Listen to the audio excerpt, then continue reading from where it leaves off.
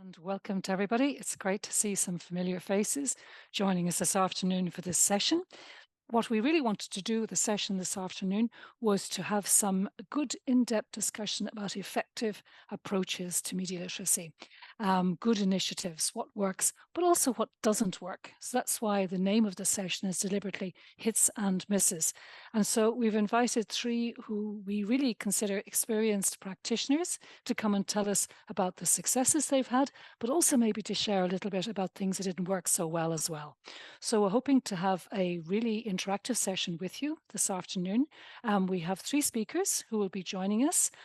First up will be Nicola Bruno from Dataninja in Italy, followed then by Katerina Lukanicova from the Czech Republic. And then finally, last but by no means least, Ruurd Oosterwoud from the Netherlands, each of which have got a different kind of a perspective on media literacy, what works, what doesn't work. And so we hope we're going to have a good and interesting session with them this afternoon. So let's move on with our first speaker this afternoon.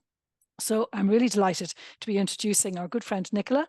Nicola is a professional journalist and an expert on media literacy and disinformation. He's also the co-founder of Dataninja, where he manages Open the Box, which is a project for the dissemination of media and data literacy that in 2023 has been awarded the European Digital Skills Award by the European Commission. This is a very large program in Italy, and I'm really looking forward to hearing Nicola talking about it this afternoon. He's also been adjunct professor of visual storytelling at the University of Modena and Reggio Emilia, and a journalist fellow at the Reuters Institute for the Study of Journalism at the University of Oxford. So you're very welcome, Nicola. Over to you. Thank you very much, Sally. So as you said, I'm managing Open Box. It is a program on media, data, and AI literacy for teachers and educators, working both in formal and informal educational settings. The program started in 2020. The problem was something we all are very well aware of, the lack of digital skills, both among teachers and students. Actually, we usually think that students lack digital skills, but also teachers have a big gap on this. The approach that we decided to adopt was what has been called the multi-literacies approach. So an approach taking together different ways of doing media literacy or information literacy. So putting together traditional media literacy, but also data literacy. That is one of the focus of Dataninja, the company I am the co-founder. And then starting from last year, also AI literacy.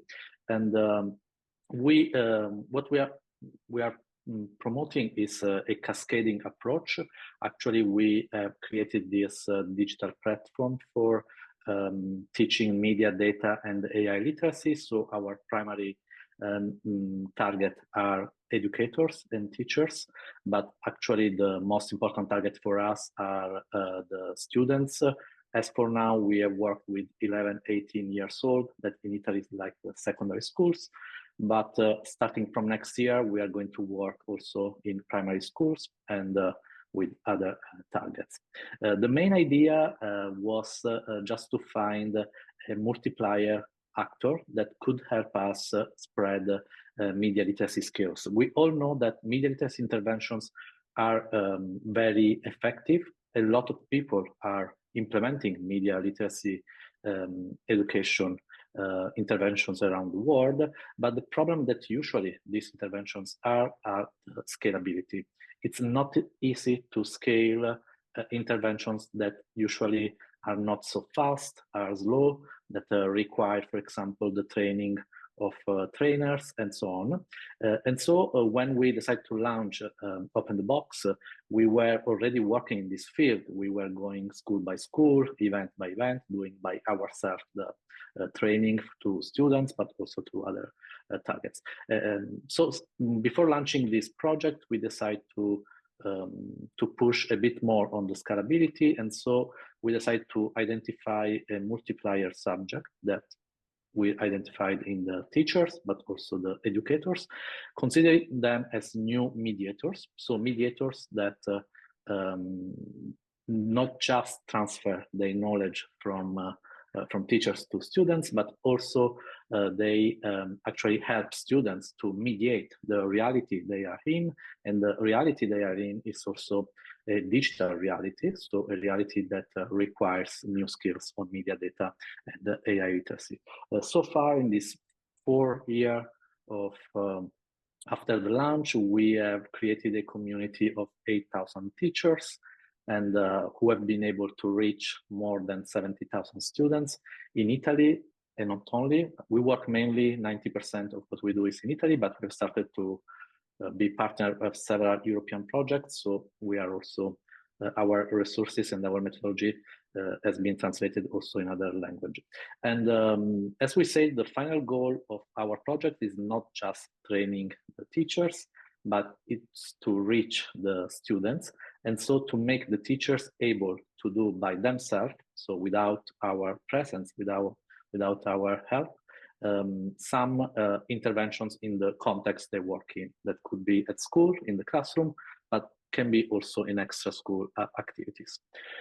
So how it works, Open Box. The methodologies behind Open Box are the inquiry-based learning, that is a methodology pushing on the investigative and the detection part of the learning. So in all of our activity, in media, data, or AI literacy, we always require teachers and students to do some investigation, some detection of content or trending topic, memes, whatever we think it's relevant for them. Then we have integrated the pre-banking methodology. I'm sure most of you are aware of this methodology. It's a preemptive methodology that usually is opposite to debunking. And actually we mix a bit. We don't do just pre-banking. We have a mix of pre-banking and debunking. But pre-banking, we think it's the most important part, because what we want to do actually is to make teachers and students immune before, for example, they find disinformation, manipulation, or any other attempt to manipulate them.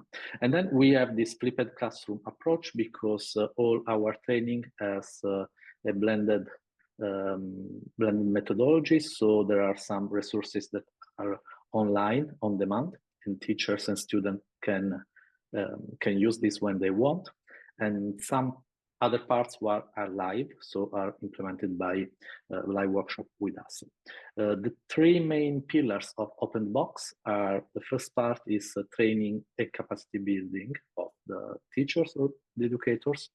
Then giving them some educational kits, so ready-made resources that they can use and implement in the context they work in. And then the final steps are some challenges that we do every year in Italy, in this case, among students who have participated in a workshop with the teachers that have been trained by us. So it's three pillars that try to take in consideration both the target that we have. The first one is the training and capacity building. This is the most important part from our side, because we all know that there is a huge gap in digital skills among teachers. And so we offer them these training and capacity building programs that are usually managed to a MOOC. So there are some asynchronous resources with videos, but also interactive activities and hands-on experiences that they can do by themselves when they want. This is very important, because you know that teachers usually don't have enough time, so they need to have most actually of the training is on demand, not live. But still, there is a very important part of the training that is live. During the live workshop, through the flipped classroom methodology, we actually train them on how managing by themselves a workshop in the context they work in. So it's like a methodological workshop where we go step by step on how they should use or implement the resources we are sharing with them in their own context. And then there is also the possibility of having these one-to-one mentorship sessions.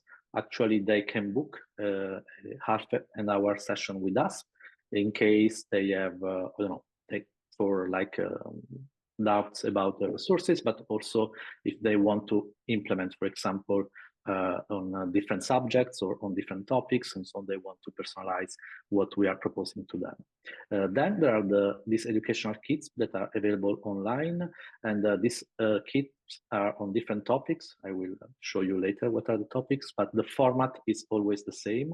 We have these kits that can cover a workshop running from 2.5 hours till 5 hours if they want. And usually there are there is initial part that is an engagement part where they do like a warm up, but also an engagement activity with the students. Then there is a presentation. Then the core of the format are these group activities during which the students have to do this inquiries, and so to discover something that they don't know about a piece of content or a data and so on. And then we offer them also the final assessment. So there is an assessment ready-made for them to use to assess if the students have improved their skills. And then the last part are these challenges. Usually we run a challenge for every school year here in Italy.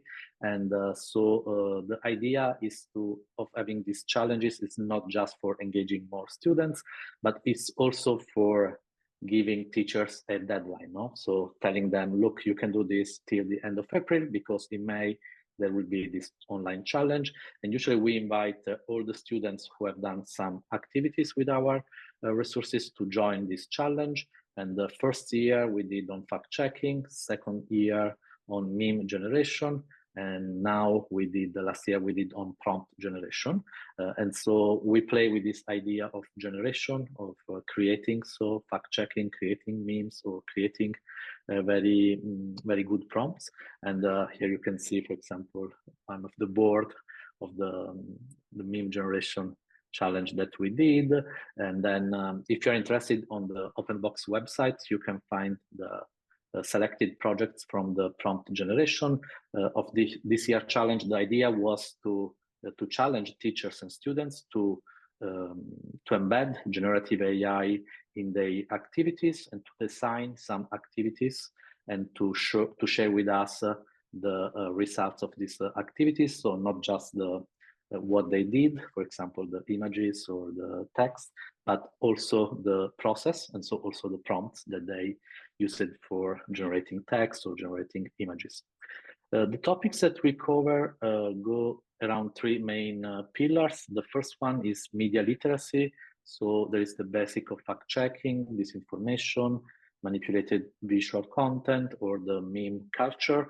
The first module is very, very focused on disinformation because OpenBox started as a project for tackling disinformation, but now we are moving also on other topics. The second part that we offer to teachers is data literacy. Data literacy is in the DNA of Dataninja because we are a company that offers data literacy training. And so in this case, we do an introduction to the datification of the society, introduce them to the basic of data checking, so how verifying data content, and also how to analyze, use, and realize good data visualization. Starting from last year, also this pathway on AI literacy, so on basics of AI, and then generative AI, textual generative AI, and visual generative AI with synthetic media. And besides these three main pillars, we have also some resources that have been developed together with the teachers, because we have these learning cafes that actually are some co-design workshop and webinar we do with teachers. The idea is to collect what are their needs and then to design together with them some new resources that are not a part of the main pillars, but still are relevant for them. So for example, we did a very interesting module on conspiracy thinking, on video games, on conflicts, for example, when the war in Ukraine arise, and also on generative AI. We have measured everything that we have done so far, and so here you can see that we have been able to reach teachers all around Italy, mostly in the north, but still we are also present in every region in Italy. Usually they teach in secondary schools, in middle schools and high schools, with a prevalence of middle school, middle school. That is in Italy is the secondary school primary level, and there is a huge need, especially in middle school, of training resources, because it's when students start to have a smartphone, start to use their own devices, and so there is a need for teachers to improve their skills. This is the background, what they teach. Also here we have a big mix. Actually, what we try to push is the idea this is not technology, this is not informatics, as they say in Italy, but it's something cross-subject. So in every subject, you need to introduce these skills. So can be humanities, can be science, can be social issues, or whatever, arts, for example. We have a lot of teachers doing so media and arts. And we always propose to the teachers some surveys before and after the training. So for example, you can see that before the training, the teachers had a very low ability to evaluate a reliable website, just 6%, while after the training was more than the majority. Same with the ability, sorry for the Italian headline here, the ability to recognize a manipulated image or picture. You can see how improved before and after the training. And we work also on the data checking and also on the source of data. But now I want to share with you what is our process. So I look behind the scene of what teachers and students they see. So how we build Open Box. So what is the process that we decide to develop to reach the teachers, especially to reach the teachers through a scalable way. No, our idea was to reach very quickly, the teachers, so that we could reach more students and not do by ourselves what we were doing. So we have a strong digital marketing background behind Open Box. Usually we run digital campaigns on social media. So that means actually advertising on meta properties like Facebook or Instagram, or also on other Google properties. And we reach so the teachers or the educators with some relevant content that can be interesting for them. After the ADV, the advertising, we invite them to subscribe to our platform. This is very important because when they subscribe, they become part of our community. So we will be able to get in touch with them through newsletters or live events. And usually we invite them to subscribe through free resources. So giving them, for example, a lesson plan or an activity that they can do on a topic that they really need. The first step is the engagement. So after becoming a member of our community, we offer them some live events. For example, we have these live workshops, these learning cafes that usually happens every month and on different topics, and also a newsletter. The newsletter is a very, very strong way of getting in touch with them. We have some teachers saying us that usually they read in the classroom our newsletter because they find useful, so can be also seen as a teaching material for them. And then this is just the first part of onboarding, let's say, so bringing them in our platform. And then we arrive to the training session. As we said, we offer them this free training, actually, because the idea is to offer them this free training, and usually we pay this free training through grants. For example, we got a big grant from a foundation for 3 years, and now we work with the Minister of Education in Italy, who is promoting a big campaign of teachers training called Scuola Futura, and usually the minister relies on some schools who can hire subjects like us, who can give training for free. And so we have more than 2,000 teachers that have been trained, and then we invite them to take part to the challenges, so actually to do a workshop in their own classroom and then to take part to these challenges. And then we have what marketers call the conversion. This is our most important metric. So how many lessons are completed, how many students have been reached, because as I said, our goal is not just training teachers, but actually to reach the students. And yeah, said by Sally, we got this important award from the EU Commission for our methodology. And now let's see very quickly some hits and misses. That was actually the topic of this training. And so what has worked so far? We decided from the beginning to avoid avoiding a top-down strategy. So we could start, for example, through schools or through, in Italy, we have regional education, regional office for the Minister of Education, or through the Minister of Education itself. But we decided to go directly to our target, that were teachers. And so this worked very well because we could reach and actually engage thousands of teachers.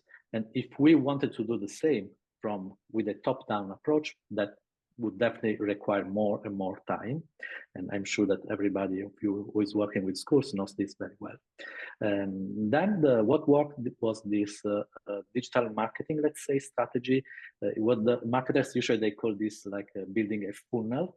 So it's not just that you offer something to the teachers, no? You need to build a journey with them. You need to build an experience that starts from the first contact you do with them, something that you offer to them, and so then you engage, and something that it's not just one spot, one time that you do, is something that need to be continuous. We see, for example, now our funding now is very project-based, but still we need to have like a yearly calendar that is cross projects. Otherwise, our community will not be engaged. And this is something that, for example, policymakers or funders should understand, that you cannot just finance a single project. You should finance more a process, so something that can keep the teachers or the students engaged all over. And then the third important hit has been the community-based approach. This is working very well. We have, as in a community, we have very strong participants who don't miss anything that we do. Then we have other participants that know us very well. Then we have also weak participants, but still it's important to have this mix. And now very quickly also, I want to go on the misses. So what has been problematic during these years? Through this direct targeting, actually, we reach especially self-motivated teachers. So teachers who are already interested in this topic, who wants to challenge themselves, who are interested in bringing something new. We have tried to rely on them also for trying some what marketers call referral strategies. So saying, could you invite your colleague to join our workshops? But they say that this peer-to-peer methodology, it's very difficult. It's not easy because it's not easy to invite people who are not self-motivated to join something that is completely voluntary. It's not supported by the school. Then the other topic is the rising cost for advertising. For each contact we have, we need to pay, and we have some metrics on this. And so each of the teachers that we reach, we go from, depending on the campaign, when it goes well, cost us like €3 in advertising for getting one lead, but you can go also to €10 depending on how that's working. And then the other topic that was beginning from where we started, how we can build a scalable program, is that we have now worked with teachers, with schools, but this is not enough. We should also expand our efforts to other targets, to our countries. That's why now we are working, and we are very interested in working with other countries, with other partners working in other countries, but also with other targets. Starting last year, we started to work with seniors. So we have now a project with over 65 people, and we're interested also to work with adults and young adults. So if you are doing something on this topic, please get in touch. Nicola, I'd love to ask you, just if you were going to start again, what would you have done differently? I think that this we decided to go straight with this direct targeting of teachers, and I think that has been good because we have been able to scale up very quickly.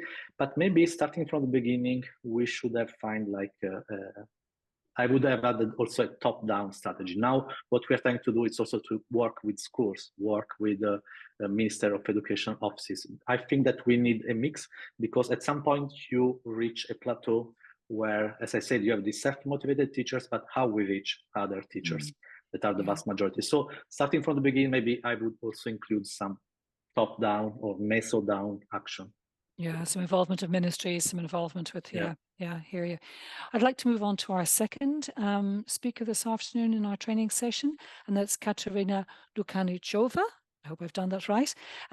Katerina has an academic foundation in media studies from Prague and from Paris, 15 years of experience in public media and marketing. She's volunteered as an educator in the Czech Republic, India, and the Philippines, sharing her expertise and embracing diverse perspectives. Currently, she's teaching media literacy courses at Transitions and Elpida, inspired by her interactions with older adults. In addition, she finds joy and fulfillment as a senior media literacy project manager in a collaborative project with Google. So, Katerina, over to you. I'd like to hear your Hello. story. Yeah, hello. So I'm. Thank you for having me, and thank you for all of the nice sharing from Nicola. It was really inspiring. So thank you for that. So I am from Organization Transitions. Thank you for the introducing as well. Just to say a quick words for myself. I was. Yeah, I have this like big mixture of experience to working in public media, in marketing, then teaching the media literacy at high schools, and then now where I am teaching and learning the seniors. So it's really nice mixture, and I am always, as was already mentioned in the introduction, I'm learning every day with the seniors. It's not a cliche, I really do. But and today I wanted to don't want to talk so much about our organization, because Transitions is a journalist organization. We do like classic media services, but also education of a journalist. But here in Prague, it's specific a little bit, and we do the education of seniors. But this is normally in these like kind of events, I try to introduce as much as I can our activities, because it's really important to like just let people know that we exist, and start maybe some cooperation and so on. But today I try to focus more really on the hits and misses. Yeah, and why I wanted to talk about it and about the hits and misses, I like feel it since I'm doing this job. Let's call it job, because now I even don't feel like it's a job. But our main mission is to serve all the people who are maybe struggling with the approach to technologies, to digital, in a digital world. And it's also because the number of and the proportion of people aged 60 years and older is increasing, and there will be more and more of senior citizens. So we need to think about it, because now it's another group of people, but very soon it will be our problem as well.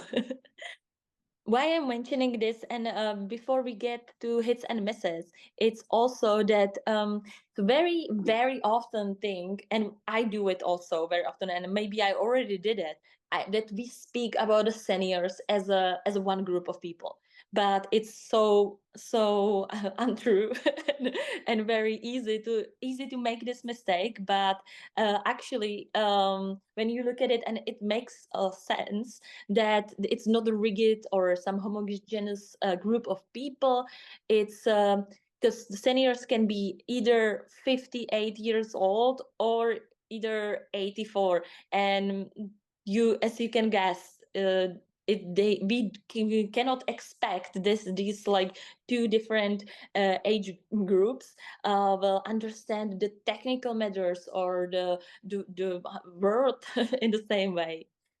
And as I was already mentioning, this is actually the approach we need to take when we are talking about seniors. It's actually in not one group, and it very soon it can be me, you, our children.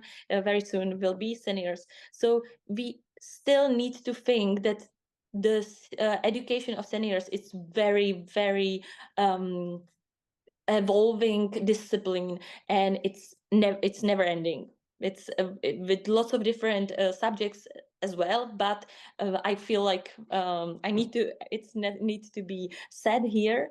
But also we can offer, and that's what we actually do on our in our education sessions with senior, that we are practicing some techniques that are more like universal, that are more about like philosophy, and not about strictly saying this is true or this is false.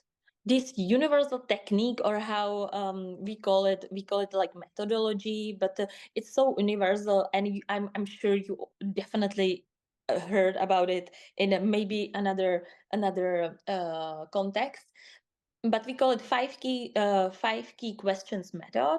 And it's just simply that you ask these five questions, and it doesn't matter if it's like in a newspaper, some article, or is it a AI generated picture.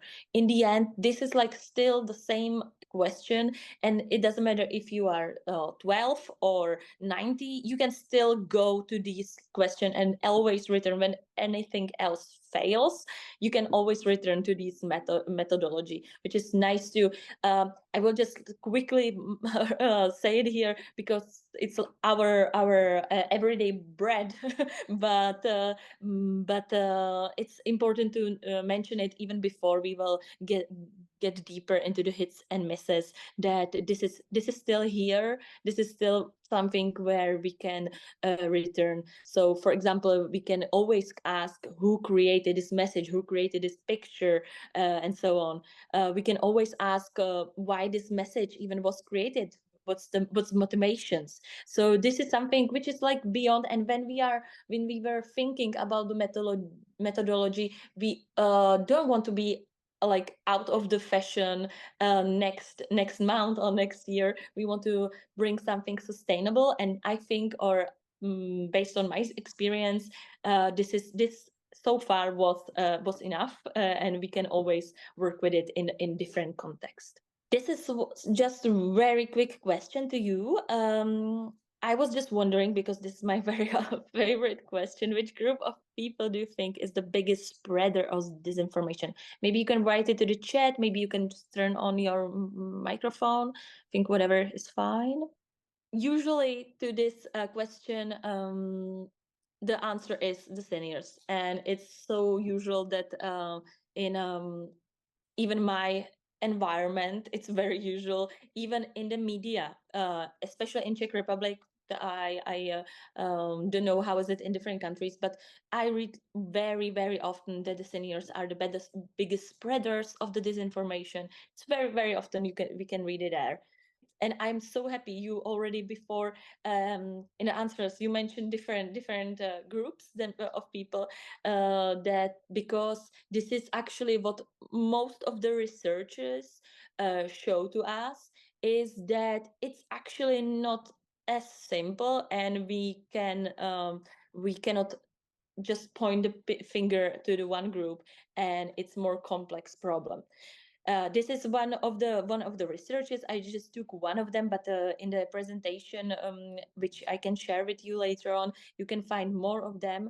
It's very nicely described that to understand this topic, we need to first understand what actually we mean under media literacy. So when we go deeper into describing what actually media literacy and what actually the disinformation is, we can see that there is like different parts, and seniors are failing just in one or two of these groups, but they are actually have a maybe higher score in the other ones.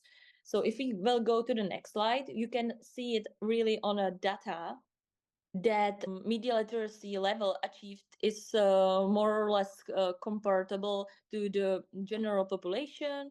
Maybe the population 50 plus is less equipped with the technical knowledges. So this one part of media literacy is just like lower there, and that's actually it. So if we will go to the next slide, we can even see what it can mean in the real life, because for me it's always the best thing to show it on a real example. So for this is the poster. I brought this poster to high schools when I was teaching on high schools, and now I am using it with the seniors, or actually we have like a fresh version of it, but it doesn't matter. When I show this picture or this poster to students, we always did this game with them, and they supposed to guess which of these pictures was somehow manipulated. Well, which of these pictures one somehow maybe has some touches, or maybe some there's some kind of manipulation in it. I normally this is like really nice to gameplay as well, but it's not very convenient do it through Zoom. So I will maybe rebuild it through straight ahead.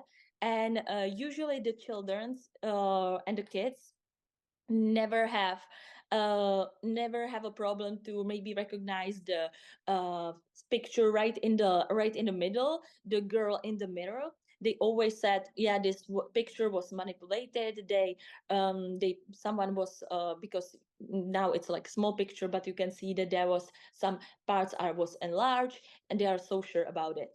Seniors never uh, uh, saying that this picture was manipulated, but they always know that the in the last row, the middle one, with the green trees and behind, they always check this one, that this is the one which is not telling the truth, because it says that this demonstration was in February, and they are like in the first second this is okay, this is can be February because there are green trees with green leaves on the green leaves on the trees. So as we can see, they are both of them having some like common sense, but based on their experiences, based on how they work with the technology, they for them is the common sense means completely different thing. So for them it's like so obvious one thing, and for the other group it's so obvious the other. So this is what we have to bear in mind when we are preparing the programs for seniors. And I hope, as we saw on the very beginning, that the if you don't offer a program for seniors, you should start, because there will be more and more seniors in the future. This is what you should keep in mind, that it doesn't matter it's different or new topic, you just have to take a new approach. There is a just other researchers that they saying that the seniors are not the only, or it's not the biggest group that spread most of the disinformation, but maybe more important is the next slide. That this is what we already touched it a bit, that the studies just saying and what I just try to show you on this example, that the older people may be responsible for sharing specific types of disinformation, for example the political one, but the younger people are more active in spreading other types of disinformation, like some health related issues, some misinformation on conspiracy theories. So you can as you can go through these researches, you more and more understand that it's not a problem of the age, it's usually a problem of specific types of personalities, maybe specific types of misunderstandings. It's a lack of trust into public institution and so on. So it's like a big mixture which cause the disinformation spiral. But actually, it's not. You cannot just point the finger at one group based on age. This is something what we should avoid. So now we are getting finally to the hits and misses. It's that the what works and what doesn't is actually, that's why I'm like keeping this topic here, that to really have it sustainable, we need to truly understand the target group. And it's the same as in marketing or other fields, but maybe sometimes when it comes to education we forgot about this part, that it's still the same. We still need to understand our target group, and this is actually what we try to do. And of course, even though we are trying really hard to have more hits and less misses, we still have some. And we actually wrote a big methodology book about it.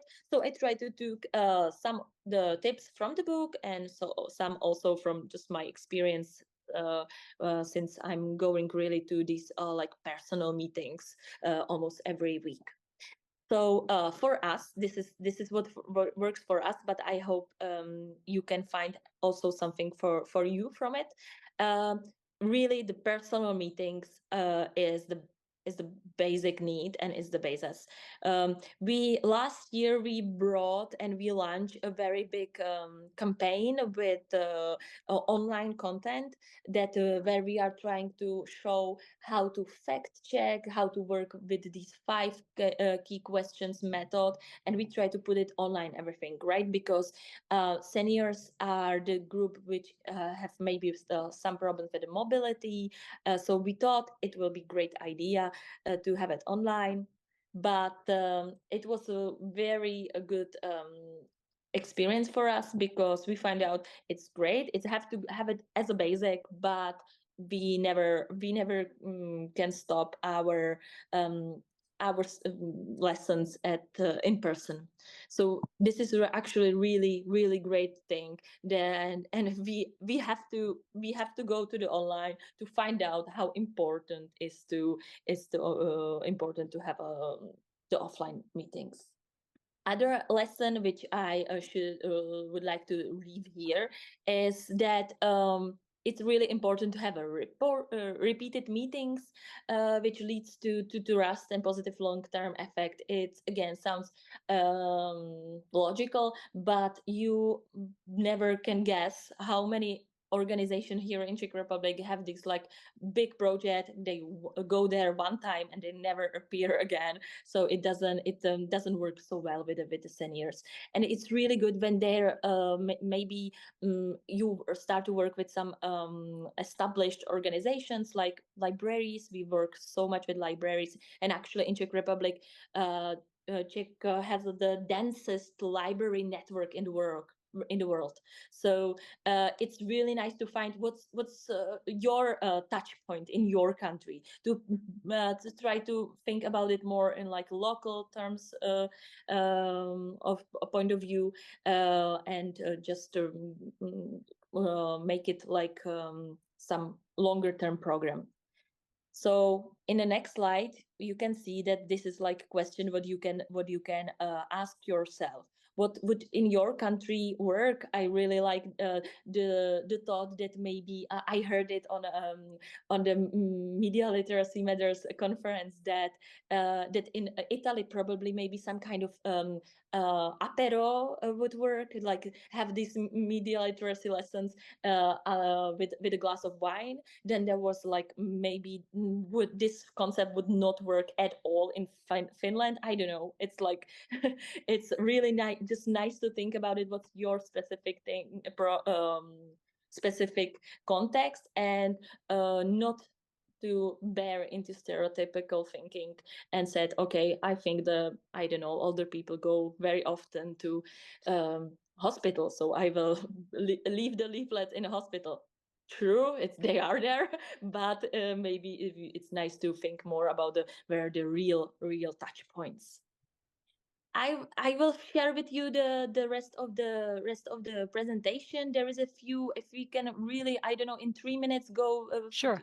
just a slide, really just like very quickly. So next slide is like involve journalists and journalist students. This is very important to renew the trust into media. It's like I know it's just 1-to-1 person sometimes the meetings, but it's very important. Another tip for you can be on next slide, where it's I find out that the intergeneration approach is not just a thing which sounds good on the paper, but when we are teaching seniors about social media and we have like kids in the class, it's so good, it's so entertaining for even for me, and it's like very good idea every time we go through it, even though it's like always we feel it's kind of risky. Another tip can be on the next slide, where the name of the event matters so much. It's so important. Every time we put the name on it, and when we put some sign like media literacy, no one goes to these workshops. When we try to recreate it, and again, it have to be somehow located to your geopolitical understanding. It's so important to find a name for it. So this is our name for lots of our lessons. It's common sense for the information age. All age groups welcome. It's not just for seniors. Everyone is welcome. It's very important to have also to bear in mind, again, it's senior friendly to have it. It can be read it very well, not some just trendy colors, but bear in mind that someone who has a problem with seeing maybe should see it as well. So these are some of the tips. You can go through it by your own. It's like some very short material, and anytime, of course. What I would love to mention on the very as the last thing, that we are very open to give you any materials what we have. We are very open organization, and we love to spread. We don't have any copyrights for anything, so you can spread it by your own, and we are very open to give you any trainings for it. That's what we do as well, the training of the teachers and so on. So this is just my bet. I hope at least I give you some little of my point of view or our point of view, because this is how we love to work with it, to not just scare the seniors, but bring them the very positive examples and show them the pros and not so much of the cons. Thank you. Thank you. Thank you so much, Katerina, and your enthusiasm alone is really engaging. So thank you so much. There's a direct question as to whether the book is available is the book available in English? The methodology, not so Yeah. much. We are now working on it to have a translation for it. So maybe that's a good impulse for us to share it Sure. with you. And if it's possible, I will share you in the next days, because it's really in a process now. So in next days, I can share it with you, the methodology book, which is really, I think, really, really good. Super. My colleagues wrote it, and I love it. Katerina, thank you so much. Really, it's been a pleasure to have you with us, and you'll be with us until the end. So I'd like to move on, though, before the end, to our final speaker, and I'm really delighted to be able to welcome our good friend Ruurd Oosterwoud. Ruurd is CEO of the DROG Group, which I'm sure you've heard of, an innovative organisation that develops new and data-driven interventions dealing with online influence. One example is their pioneering with pre-bunking together with Cambridge University in the bad news games. At the moment, Ruurd is working on SOUFX, a FEMI EU Horizon project, and a new platform for media literacy for professionals. So a different target group. We've talked about teachers in schools, talked about seniors, and now we're going to talk about professionals. Ruurd has a background in Russian studies at Leiden University and has been active in the counter-disinformation field for almost a decade now. Ruurd, over to you. That is the best background information I've ever heard about myself. I have to thank my colleagues. It was prepared by Miriam and the other colleagues. So thank you so much to them. Thanks for the invitation. I'll share my screen as well, just to show you all some of the things we've done in the past. Indeed, I wanted to show you this as a funny introduction because 6 years ago, we organized the annual Supreme League of Masters of Disinformation, where we tried to build the first Dutch troll factory. And since we're going voting tomorrow, I'm guessing, um, uh, we um, we flew in one of the actual real trolls from St. Petersburg, from the Internet Research Agency, Lyudmila Savchuk, who was a undercover journalist there. Um, but we tried a sort of media literacy exercise where we brought a bunch of hackers together to build the first Dutch troll factory, and also invited the European Parliament. And all we got was this lousy T-shirt. It was a fun event. We only did it once. I think it's one of those things that you could do more often, and it actually it there's a lot of I mean, it's a lot of fun, and I think that's one of the main things we should always keep in mind, that if we want to have a hit, it should be fun. And as Sally also mentioned, you may know us from the bad news games that we've made back in I think we started in 2016, 2017. We had the first Dutch version, and in 2018, it went viral. And then it took us still 2 years to sort of be able to make a living out of it, which is one of the things that even if you create something that's very successful and very effective, and millions of people use it, it doesn't necessarily mean that you can run a business out of it. And that is one of the hardest things with being continuously on the front end of coming up with the new things. Um, and and it's very interesting to see the other presentations as well, where Nicola focuses on the kids and teachers, or adolescents and teachers, and we've seen the seniors, and most of the times that's the target audience that people look out for.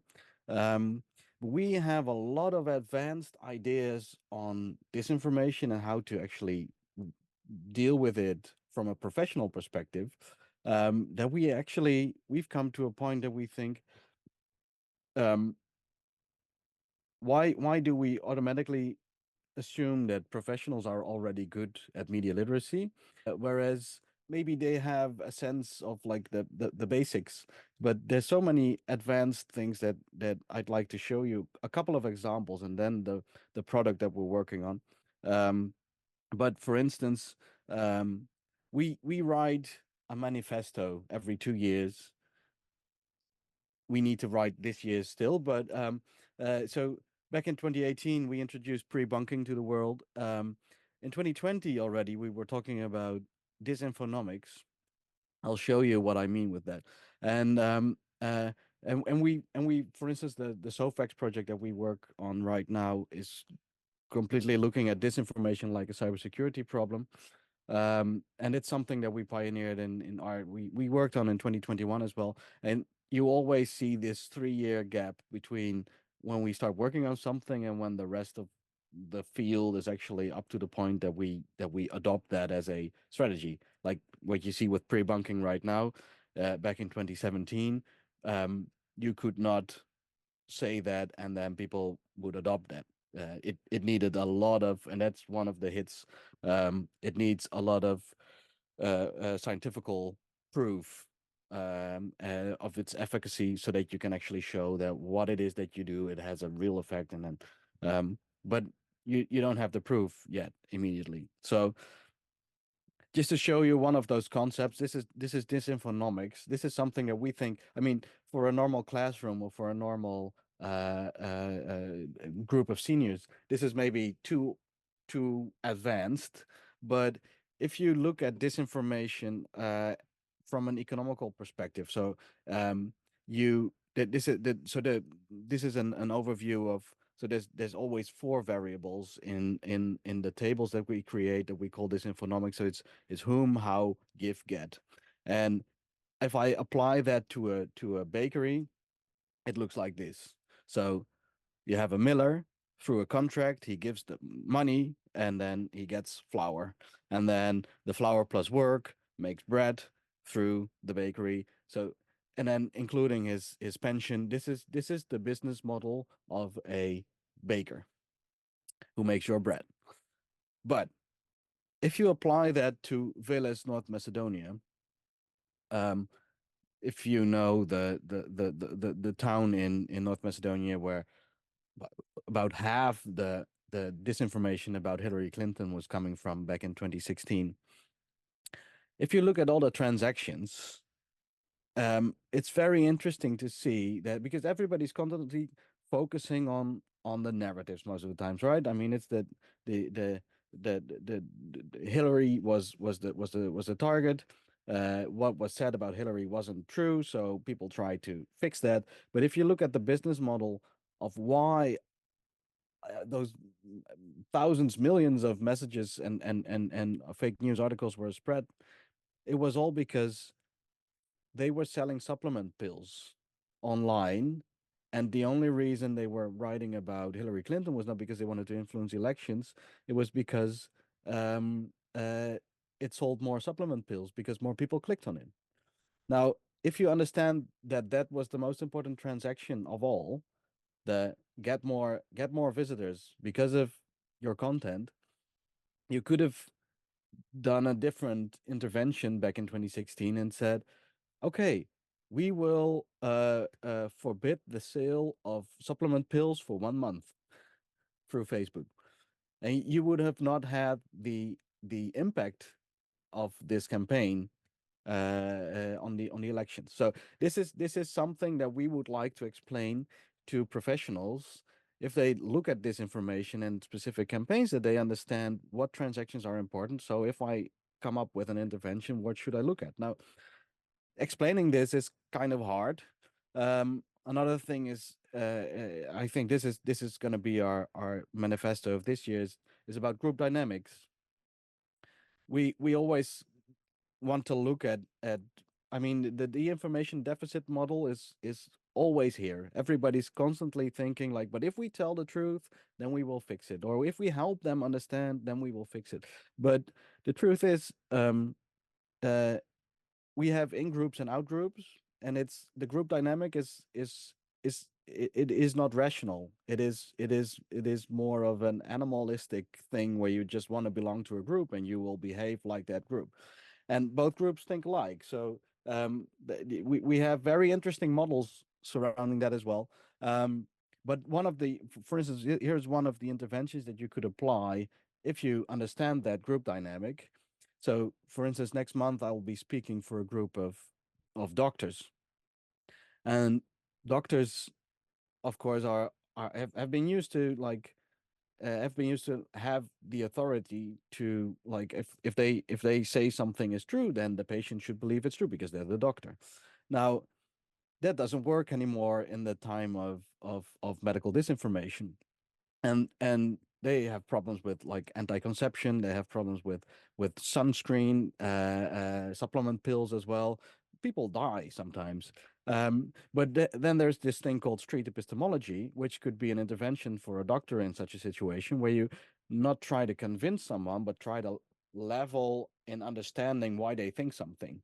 And if you're able to do that, the other person will sooner believe you, and therefore you have a better connection. Now, that is also an advanced tactic that I think professionals that have an audience should sometimes understand. Now, here's another element that is like, back in 2021 when COVID hit, all countries went in lockdown and were taking down fake news websites, etc., except for Taiwan. Because what did Taiwan do? They used memes from the government memes to encourage, I don't know, wearing gloves, something like that, um, social distancing. That worked so well that they didn't have to have a lockdown. Now, I haven't seen any other government doing that, so I want to have policymakers understand that using memes at sometimes might be a valuable thing. Now, how do we get there? That's the question. Oh, and here's this is recently, by the way, published by our friends at Cambridge on pre-bunking and microdosing in a applied way, and focusing on. So this is why I said the 0.3%. The the biggest spread is the spread is of 80% of misleading messages originates from 0.3% of the people. So, hey, you could do something strategically with those nodes so that you stop 80% of the disinformation spreading. Now, that's all stuff for policymakers. That's not, you don't need to know that as a kid, you don't need to know that as a senior, but you should know that as a professional in specific fields. And you probably all know the debunking handbook, which is like the best way to debunk. We set up a year ago because, hey, ChatGPT was just launched. We built this into a very simple prompt, a tool, put it on a website, and shared it with the researchers from the debunking handbook. They were all very, very. I mean, they were completely. They did not understand that an AI would be so good at debunking using their system, that we thought, hey, we could actually help. And we targeted the Committee of the Regions, the European Committee of the Regions, because we said we can actually help you with your 1.2 million people, members. We can just give you this tool and you will be better at fact checking whatever. I mean, whatever your background, just use it as an assistant. And then this is a miss. We found out you can have the best solution. Nobody might use it. So we shared it with a bunch of policymakers from the community of the regions, and they were like, "Oh, this is cool," but I wouldn't use it. And I up to this date, I still don't understand why. And I mean, there is something to be said about AI systems and like, is it training data or is it like my personal? What's the privacy thing? But um, we built that tool now. Um, from that tool, so the past year, we've tried to form that into something that actually might be used by professionals in a different format. And it's all focused on three things. It needs to be proactive, it needs to be scalable, and it needs to create a collective defense. Um, and we call it substance. So this is our latest project. And it's focused on the professionals because countering disinformation is growing increasingly complex. I mean, if you look at what the External Action Service nowadays is trying to do in regard to TTPs and disarm frameworks, and then trying to label everything in such a way that it becomes machine readable, and it's almost as if it's not a human job anymore. Now, how can we help professionals to actually understand what they should be doing? We want to make it as simple as possible. So, I mean, I think children and seniors are even the easier categories in having time to want to learn something. Professionals often, and especially communication professionals, always think that they are already aware of everything and they can do everything, which they can't. Because every time I stand in front of a group of communication professionals and I've told them all that interesting stuff, their first question is, "But what should we do?" Whereas I don't understand that if that is your job, how can you not know what to do? So learn, try, adapt, apply. 5 minutes, bite-sized modules, and have some AI integrated so that it actually becomes your personal coach. Because you can actually ask it like every bite-sized module has an AI trained on that specific model, so you can actually ask it questions like it is a teacher. We're actually applying this now to we're hoping to get a grant to apply it in Ukraine as well, because um, the Global Engagement Center wants to help Ukrainian teachers, but Ukrainian teachers are actually most of the times very burnt out. So giving them new education materials only putting more burden on them. So how can we actually take that away from them by offering them an AI assistant? So it's bite-sized, it's AI personalized, and we hope that we can make it into uh, uh, well, that it will become this scalable thing that every professional will like. The doom scrolling apps that you have when you scroll through Instagram, and they're like, instead of scrolling through Instagram in 5 minutes, you could read this book. And they have this app that would just like very simply give you an overview of the information in a book, and you would learn something. That's the kind of format that we're thinking of. Thank you so much. It's really interesting to hear about your work there. And I think talking to professionals is not something in terms of, we don't cover these kinds of initiatives too often in our world. We're very big in education. We're very big increasingly now in seniors. We're talking about different groups that we would say are particularly vulnerable, but we don't often talk about professional groups. And I think that's really interesting to hear you talk about that. Thank you so much to the three of you. It's been a really interesting cross-section of different kinds of interventions and different kinds of approaches. And I mean, I'm trying to stop myself from asking the question of, what would you do differently? Because I suppose we're keen on getting on the misses.